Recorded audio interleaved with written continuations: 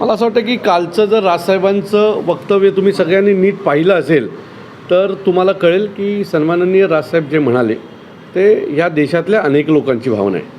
मी देखील गेलो होतो गंगेत आंघोळ करायला. मी आंघोळ केली आणि आंघोळ केल्याच्यानंतर मला दुसऱ्या क्षणाला एक लक्षात आलं की एका माणसाने तिथं टॉवेल असा काढला आणि तिथेच पिळला.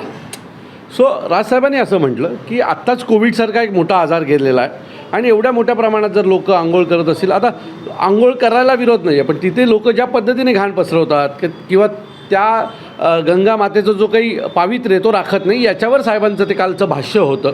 परंतु भारतीय जनता पक्षाच्या नेत्यांना ते का आवडलं नाही मला कळलं नाही. बहुतेक त्यांना यासाठी आवडलं नसेल कारण भारतीय जनता पक्षाने 20,000 करोड रुपये गंगेवर खर्च केलेत आणि तो भ्रष्टाचारच होता आणि तो भ्रष्टाचार समोर येतो आहे आणि कोणीतरी या विषयावर बोलतो आणि त्यातून एक जनजागृती होईल म्हणून भारतीय जनता पक्षाचे काल नेते तळमळले होते.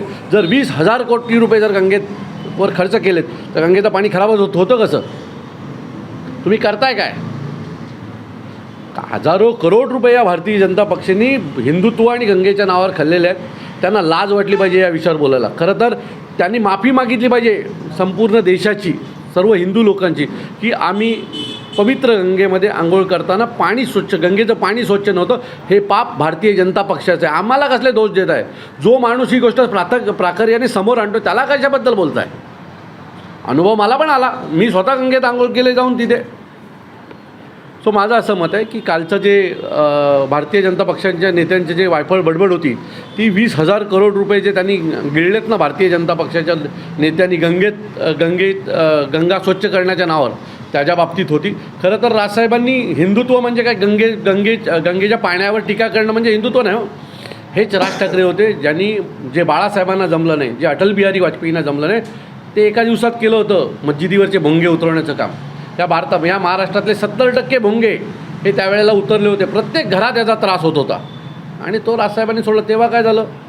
ती मस्जिद दादरला माहीमला समुद्रात दर्गा बनवला होता.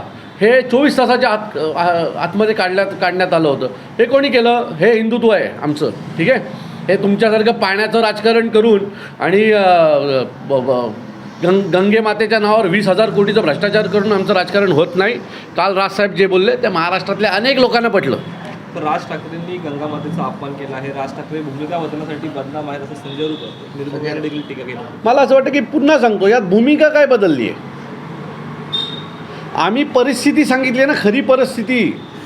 तिथलं पाणी स्वच्छ नव्हतं आणि हे अनेक साधू संतांनी पण म्हटलेलं आहे की गंगेचं पाणी स्वच्छ नाही आहे. अनेक एक्सपर्टींचं हे मत होतं की गंगेचं पाणी हे वापरण्यासाठी योग्य नाही आहे, आंघोळीसाठी योग्य नाही. जे एक्सपर्टीज बोलले ते राजसाहेब बोलले, परंतु यांना ऐकूनच घ्यायचं नाही आहे. यांना त्या प्रत्येक गोष्टीत खरं ऐकायची सवय भारतीय जनता पक्षाला आणि या नेत्यांना नाही आहे. यांच्या बाबतीत यांचं संपूर्ण राजकारण हे हिंदुत्वाच्या भोवती फिरतं. यांना हवं आहे ते हिंदुत्व, यांना पाहिजे ते हिंदुत्व, पण हिंदुत्वात ज्या त्रुटी आहेत, ज्या चुकीच्या गोष्टी आहेत त्या दाखवण्याचा प्रयत्न साहेबांनी केला. साहेबांनी सांगितलं राजीव गांधींपासून साहेब म्हणाले तुम्हाला का हे लागलं? मग त्या काळापासून गंगा स्वच्छ होते, ती अजून झालेली नाही आहे हे म्हटलं आहे ना साहेबांनी. पण मला वाटतं मग राजीव गांधींपेक्षा जास्त भ्रष्टाचार भारतीय जनता पक्षाने केला असेल गंगेच्या नावावर, म्हणून त्यांना ते लागलं. मशिदी संदर्भात असेल की या बाबतीत राज ठाकरे ईदीच्या वेळेस का बोलत नाही? कधी? ईदीच्या वेळेस.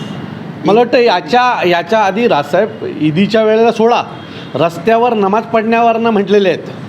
तुम्ही ठाण्यातली साहेबांची याची सभा कुठली उत्तर सभा नाही, निवडणुकीच्या संदर्भातली माझ्यासाठी राजसाहेबांनी घेतलेल्या सभेत काय म्हटले होते हे मला वाटतं नितेश राणेंनी एकदा नीट ऐकलं पाहिजे. साहेबांची बरीचशी भाषणं ही नितेश राणेंना हवी असतील तर आम्ही पाठवून देऊ. कधी कधी साहेब या सर्वावर बोललेले आहेत ते देऊ आम्ही त्यांना. त्यांची पूर्ण स्टेटमेंट मी ऐकलेली नाही आहे, पण तुमच्याकडनं जे मला कळतं आहे जर त्यांना साहेब नमाज पडणं, रस्त्यावर नमाज पडणं याच्यावरनं काय म्हटलेले आहेत, भोंग्यांच्या बाबतीत काय बोललेले आहेत, या सगळ्याच्या जर त्यांना कॅसेट्स हव्या असतील तर आम्ही ते त्यांना प्रोव्हाइड करू. सर, ठाण्यामध्ये एका मराठी कुटुंबियावरती अन्याय झालेला आहे. सावरकरनगर परिसरामध्ये परप्रांतीयांकडून त्यांचं घर परस्पर विकलं जाऊन त्या घरातलं सामान बाहेर काढण्यात आलेलं आहे. कसं बघताय? बघा, आमच्या पक्ष कार्यालयात जे विषय येतात त्यांना आम्ही न्याय मिळवून देतो. असाच काही प्रकार घडला असेल तर आम्ही नक्की त्यात लक्ष देऊ. आणि जर मराठी कुटुंबावर अन्याय होणार असेल तर महाराष्ट्र नवनिर्माण सेना शांत बसणार नाही. त्या कुटुंबाला न्याय मिळवून देण्याची जबाबदारी महाराष्ट्र नवनिर्माण सेनेची. सर, ठाणे महानगरपालिकेचा नुकताच आर्थिक संकल्प जाहीर झालेला आहे. त्यामध्ये पण पाहिलं तर आनंद आश्रम जे आहे त्याकरता 3 कोटीचा तरतूद केलेली आहे. परंतु जे ठाणेकरांचं श्रद्धास्थान असलेलं आनंद दिघेंचं जे स्मारक आहे त्याकडे लक्ष दिलं नाही महापालिकेने. तुम्ही नीट पाहाल तर आता आनंद आश्रमामधनं कारभार काय चालतो हे सगळ्यांना माहिती आहे. त्यामुळे हा निधी आमच्या दिघेसाहेबांच्या नावावर कोणासाठी ऐशोआरामाचे रूम तयार होणार आहेत हे सांगायची काही गरज नाही आहे. खरं तर आमच्या दिघेसाहेब एका झोपडीत राहायचे आणि त्यांच्यासाठी आज 3-4 कोटी ते नसताना त्यांच्यासाठी 3 कोटीचं जर निधी येणार असेल तर त्यातून काय होणार आहे हे संपूर्ण ठाण्याला माहीत आहे. मला वाटतं की दिघेसाहेबांना प्रेरित असलेल्या गोष्टी करा.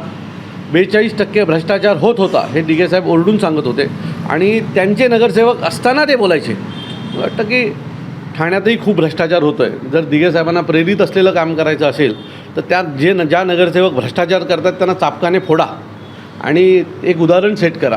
काही दिघेसाहेबांच्या नावावर लोक खूप मोठी झाली आणि अजून आता आनंद आश्रमाच्या नावावर जर होणार असतील तर ते योग्य नाही. तर पालिकेत आणि शिवसेनेमध्ये इनकमिंग जोरात आता वाढू लागलेला आहे. हा इन्कम काही वर्षापूर्वी दुसऱ्या कुठल्या तरी पक्षात होता. सो ज्याच्याकडे इन्कमिंग होतो त्याच्याकडनं वेळ आल्यावर आउटगोईंगही होतं. सो फक्त बघायचं ह्या आउटगोईंग कधी सुरू होते.